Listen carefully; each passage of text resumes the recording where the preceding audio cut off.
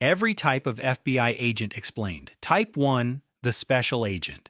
You walk into the FBI building thinking you know what kind of agent you want to be, but you don't even know half the positions that exist. Some agents hunt serial killers. Others sit in dark rooms tracing digital footprints across the globe. A few never touch a gun their entire career. And one specific type operates so deep undercover that even their families don't know what they really do. Let's start where everyone starts as a special agent. This is the title most people recognize, the one you see in movies. You investigate federal crimes, make arrests, testify in court, and carry a weapon. But here's what they don't show you.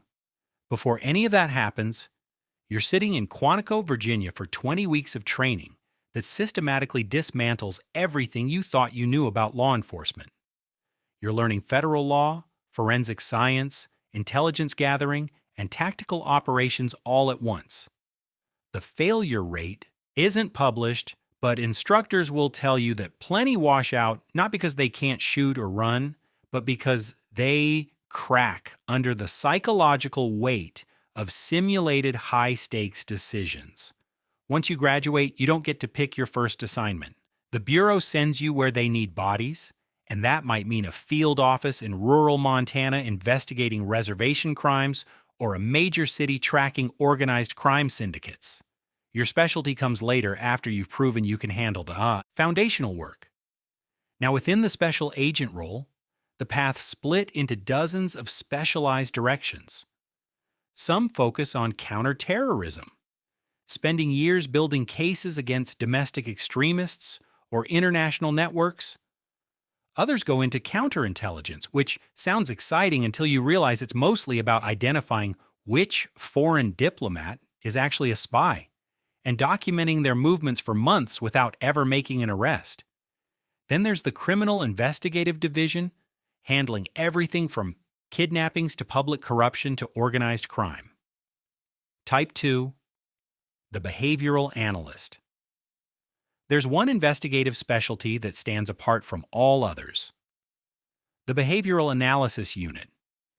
These are the agents who study the psychology of violent criminals, build profiles, and assist local law enforcement when a case turns into a nightmare. You don't apply straight into this unit. You need years of investigative experience first. Then, you compete for one of roughly 60 slots nationwide. If you make it in, you're analyzing crime scenes, interviewing incarcerated offenders to understand their thinking, and sometimes walking into active hostage negotiations to advise on how a suspect might react. The work is mentally corrosive. You're reading case files that describe acts most people can't even imagine. You're visiting crime scenes where the brutality is so extreme that even seasoned detectives look shaken. And unlike other agents who close a case and move on, you carry these details because your job is to retain patterns, to recognize when a new case matches the signature of something you've seen before. Type 3, the Intelligence Analyst. There's an entirely different category of agent most people never consider intelligence analysts.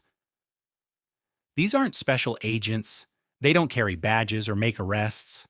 They work behind the scenes, sifting through mountains of data to find connections no one else sees: financial records, phone metadata, travel logs, social media activity. An analyst might spend 6 months tracking a single person's digital footprint and never meet them face to face.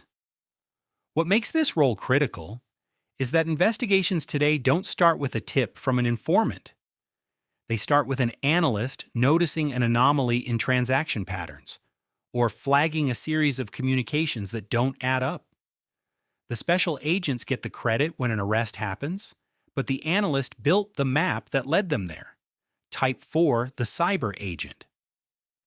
Then you have cyber special agents, a relatively new breed created because traditional investigative methods don't work in digital spaces. These agents pursue hackers, ransomware operators, and state-sponsored cyber intrusions. Some have computer science degrees, others learned on the job, but all of them operate in an environment where the criminals are often smarter, better funded, and operating from countries that won't extradite them. A single ransomware investigation can take years. You're tracing cryptocurrency transactions through mixers designed to obscure the trail. You're analyzing malware code to identify the group responsible. You're coordinating with international agencies who may or may not actually cooperate. And even when you identify the attackers, there's a decent chance you'll never physically arrest them because they're sitting in a country that considers them assets, not criminals. The strangest part, some of these cyber agents never leave their desks. Their entire career is intellectual combat fought through screens and servers. Type 5, the undercover agent. Now we get into the roles that operate in shadows. Undercover agents. This isn't a separate job title. It's a temporary assignment that can last months or even years.